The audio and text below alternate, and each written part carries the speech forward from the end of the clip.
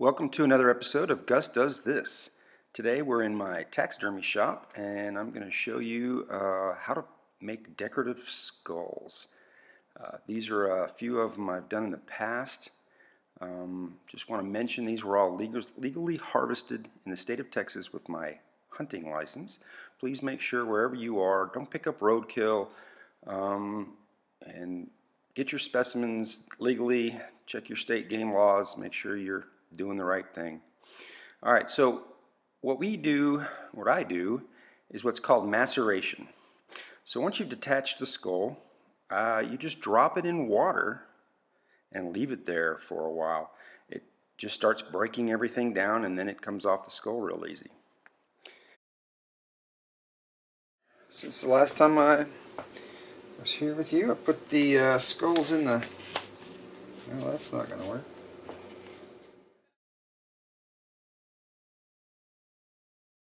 Past the glove malfunction issue. You can see the bucket after a couple weeks has turned red. I probably shouldn't have let it sit for 2 weeks. I probably should have come in after a week. And I'll tell you right now, after 2 weeks, the smell when I opened this thing was pretty bad. But it did do its job. Most of the meaty areas I could almost peel off with my hand. Every once in a while you have a tendon or a ligament where you have to grab it with the wire cutters you see there in my hand and give it a little cut, give it a little pull. And the whole object here is to just get as much meat off as you can and expose more of what's in there. There you see me slinging the brains out of it. They have getting so soft that you can just kind of sling them out. And here I'm trying to detach the jaw. And I think I got a knife there, scalpel. So yeah, the tools of trade here for messing with your skulls like this are going to be a scalpel, wire cutters, knife. Eventually you'll be using a toothbrush for little cleaning, getting into little grooves and areas, trying to get little pieces of meat and stuff out. A brass brush or a wire brush of some sort. I also want to note I do have a grease trap, so all this stuff going down that drain right there is going into my grease trap. So one of the things my city required I put in for my taxidermy shop. So here we are. Hey, I finally got the hinge undone on the jaw, so now you got to keep those together. Here I've got 2 squirrels and 2 skunks, and turns out one of the skunks, after I macerated it and took a look at it, had been shot in the head, so his skull had kind of just crumbled every which way, so I ended up throwing him away. So I think at some point you'll notice there is only going to be 2 skunks and 1 squirrel. Oh, and here we go. So I put them back all in the water, let them sit for another week, and as you can see, it didn't turn red this time, it just turned kind of yellow.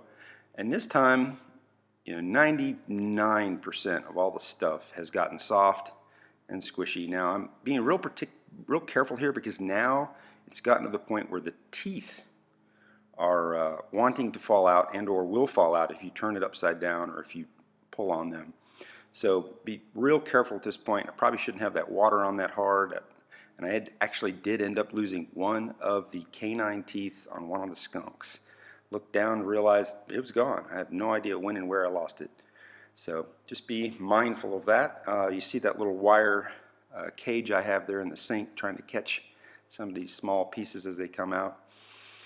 And here you see me using the toothbrush, and borax is another item that I use. It's kind of like a laundry detergent you can get at the grocery store, but it's very gritty and dry, and it also, I guess maybe it has a little bleach effect to it as well. But if you just sprinkle that on an item and then use a toothbrush, it really helps grind out some of that meat and make things go quicker. So the whole object here is you're just trying to get rid of all organic material off the skull so there's nothing left but the skull. And here you can see I'm finding teeth and putting them back with my tweezers because I messed up and dropped a few here and there looking for more teeth. The squirrel was definitely a challenge. He has lots of little teeny teeth and they are coming out in every direction.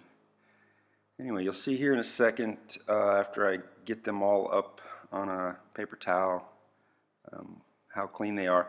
One of the things I did notice was the skull on this skunk has this brown color to it.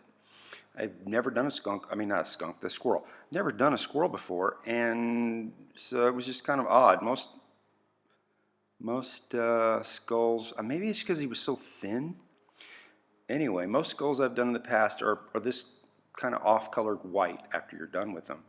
But and you can see, I think there's a little where there was a patch of fat in his brain there, where it's got a little stain on it. But that's what the peroxide would do when you go to whiten these, if you were going to whiten them. I'm not going to whiten them, so I won't be using the peroxide, but I'll show it to you here in a minute just to let you know what I use. See here, he's missing his teeth, and there's one, there's one, there's one. Anyway, now, after that all dries and everything's going, you need to have some type of glue. Either Mod Podge, because it's like thick Elmer's, or you could just use Elmer's. And you're going to want a paintbrush, small one, and you basically just want to go around all those teeth with the glue so that they don't fall out. You're basically gluing them back into the skull. That's fairly simple, fairly easy to do. Now, if you were going to do this and bleach your skulls, you might not want to do this on the outside. You might want to only do it on the inside. Once you go to paint these for decorative, it doesn't matter if it's on the inside or outside because the paint's just going to cover it all up. But when you go to bleach these, in fact, you may end up wanting to bleach them. There he goes, teeth falling out. You might actually want to bleach them before you glue the teeth back in. Otherwise, you may have that little stripe of glue that might become visible or slightly different color or something. Anyway, that's just an idea, a suggestion if you're going to actually do bleached skulls. So here I'm almost done. I'm actually trying to attach the lower mandible to the anyway, I'm trying to put the skull back together, trying to glue it in there. And I thought I had the lower jaw put together, but apparently it hadn't dried yet. So now I'm trying to put it together and put it on the upper together, and there it goes. So now just let it sit and dry for a while. Add a touch more glue. It's I apologize if you're hearing my neighbor's lawnmower. He's just started it up, of course. So here's the squirrel, same kind of thing. I had a couple other little eye bones. Boy, these squirrels are so thin and fragile. A couple little eye bones that I had to glue back on right around the edge there before I could put the jaw on. So here I am trying to get the jaw on, and I think I may run into the same problem with this one. It might want to fall apart on me. I can't remember. Those teeth on the squirrel are kind of cool. They actually are like 3 times as long as you see right there. They literally slide all the way back into their bones, and they just constantly are growing and moving out as they wear them down, breaking up nuts and doing all the things that squirrels do.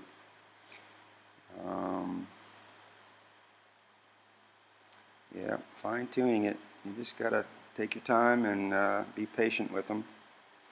Get it just right, get it lined up, and then let it dry. I'm trying to think what we're doing there. Oh, okay. So if you're going to bleach, then this is what I use for a peroxide. I got that at the beauty supply store. And here's some of the paints that I've been using on these heads. That's a hammer look, 3 different colors. Actually, I've got another one. It's like a regular bronze that I couldn't find. So I have to run to the store at some point and get some more. And now here's an example of European mount where the skull was bleached. This is a deer my daughter shot a few years ago and on display in my shop. And so what you would do is you would take that cream, that peroxide cream, and smear it all over that skull and let it sit there for a few hours, and then if you can heat it up a little bit, a warm room, warm day, summertime, really helps activate it.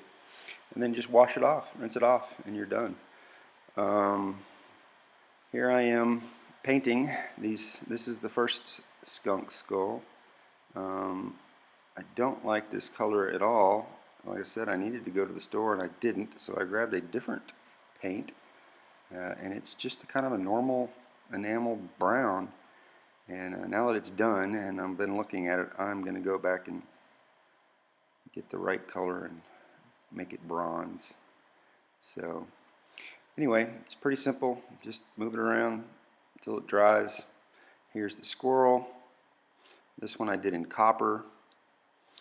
Yeah, he looks pretty cool. I think some of this paint goes on a little heavy sometimes, but it kind of has this little antiquing effect sometimes as well, so it's pretty cool. Little trick here, if you put a wire in their brain hole right there and just pick it up, it just wants to flip over. So there you go. And another coat of paint. And if you miss a spot here or there, you can go back and add another coat if you need to. There are a lot of holes, a lot of crevices, and want to kind of get it all covered. You know, once these are on your shelf, you're not picking them up and looking at them that closely anyway. They're just kind of sitting there, but you want them to look nice. All right, so here I am showing off the finished skunk. Like I say, that's a pretty ugly brown, so I'm going to change that. And next is the squirrel. That one turned out good. I like it. And last, I've got the whole collection I have now, and I just want to let you know, the cost of doing something like this is like the cost of a can of paint. So get after it, guys. Have fun and make you some skulls.